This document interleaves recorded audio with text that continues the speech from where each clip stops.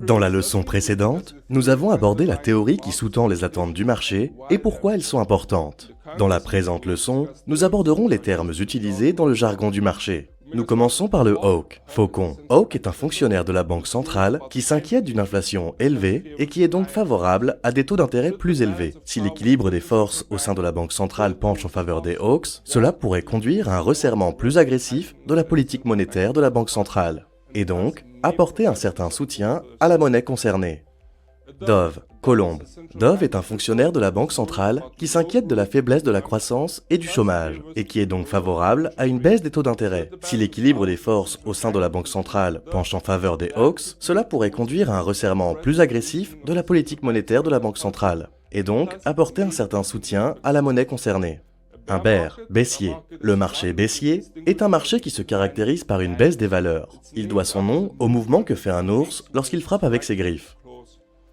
Un marché haussier, bull, en revanche, est un marché qui se distingue par des valeurs ascendantes. Il doit son nom au mouvement que fait un taureau lorsqu'il frappe avec ses cornes. Une valeur refuge est un actif vers lequel les investisseurs se tournent en cas de turbulence sur les marchés.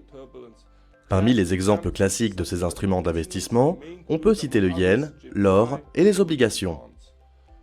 L'assouplissement quantitatif est une politique monétaire non conventionnelle, utilisée par les banques centrales pour augmenter la masse monétaire en achetant des actifs lorsque les taux d'intérêt sont déjà bas et ne peuvent être réduits davantage. Dans ce cas, une banque centrale s'adresse directement aux entreprises sans l'intervention des banques commerciales et leur accorde des prêts à un taux d'intérêt relativement bas, en achetant des obligations émises par diverses sociétés.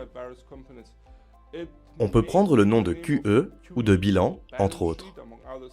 Globalement, l'expansion de la politique d'assouplissement quantitatif est considérée comme un assouplissement de la politique monétaire d'une banque centrale et a généralement tendance à avoir un effet négatif sur sa monnaie, et vice-versa. Surnom des monnaies communes. Le dollar américain est le billet vert.